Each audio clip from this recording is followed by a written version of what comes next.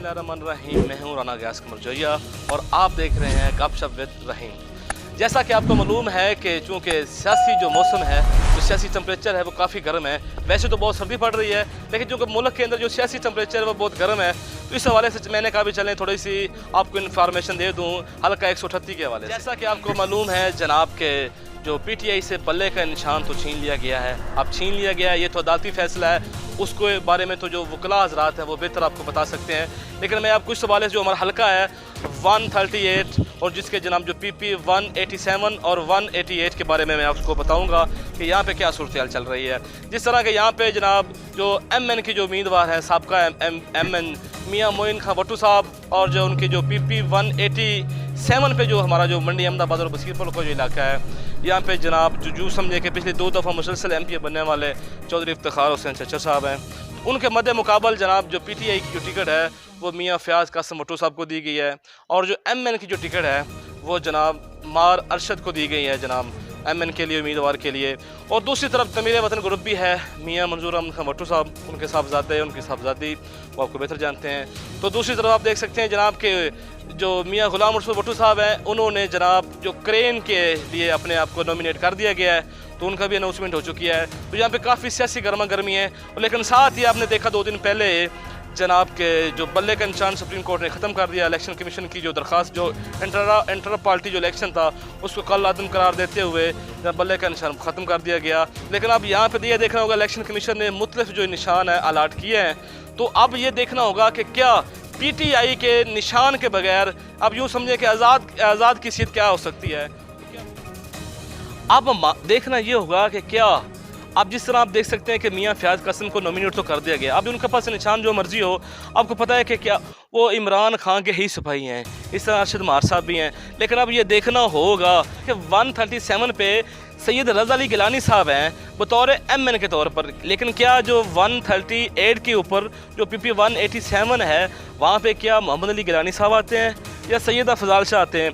अगर वो आते हैं तो पार्टी डिसिप्लिन की खिलाफ वर्जी होती है। अगर वो नहीं आती तो जो चंद दिन पहले इताद हुआ है तमीर वतन का और पीर साहबान का, तो वो तो यूँ समझे कि वो पारा पारा हो गया। अगर ये इत्तेहाद पारा पारा हो जाता है तो यकीनी तौर पे जो फ़ायदा है वो फयाज कासिम साहब को होगा, क्योंकि पीर साहब के यहाँ पे वोट काफ़ी हैं, तो वो फयाज कासिम को सपोर्ट ज़्यादा मिलेगी। अगर यहाँ पे पीर अफजाल शाह साहब या मोहम्मद अली गिलानी साहब आते हैं तो यकीनी तौर पे फिर उसका जो ज़्यादा फ़ायदा है वो चौधरी इफ्तिखार हुसैन चच्चर साहब और मियाँ मोइन अहमद खां भट्टू साहब। देखना होगा कि क्या पार्टी डिसिप्लिन को कायम रखते हुए सैयद रज़ा अली गिलानी साहब अगर वो इसको कायम रखते हैं तो यकीनी तौर पे काफ़ी टफ टाइम दिया जाएगा फिर मार अरशद की तरफ से। और जनाब ख़ास तौर पे जो PP 187 की जो सीट है मियाँ फयाज कासिम की, क्योंकि वजीदे की जो फैमिली है वो काफ़ी फैली हुई है, उनका वोट काफ़ी ज़ाती बहुत ज़्यादा वोट है, तो साथ में अगर पार्टी और पीर साहबान की सपोर्ट आती है तो फिर काफ़ी वो टफ टाइम देंगे चौधरी इफ्तिखार हुसैन चच्चर साहब को।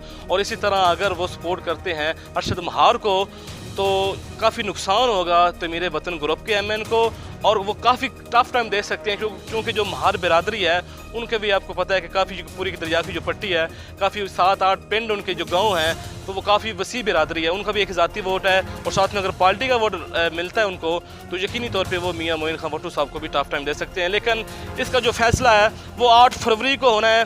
लेकिन जो मुल्क की हालात जो सियासी गहमा गर्मी है उसमें अब देखना सवाल ये होता है क्या ये इलेक्शन हो पाते हैं या नहीं। अगर हो पाते हैं तो 8 फरवरी को बाज़ दफ़ा जो खामोश वोटर होता है वो भी 5-7 तब्दील कर देता है। लेकिन इसका जो कब्र अज़ वक़्त कुछ कहना मुनासिब नहीं होगा। लेकिन यूँ समझें कि जो मुकाबले के लिए दोनों टीमों को हुई काफ़ी अच्छी और बेहतरीन और डोर टू डोर। अब एक तरफ देखना ये है कि जो PTI के जितने भी कारकुन हैं या जो उम्मीदवार हैं वो तो यूँ समझें कि वो छुपे हुए हैं, छुप कर अपनी कैंपेन कर रहे हैं। अब क्या उनको इजाज़त मिलती है या नहीं मिलती?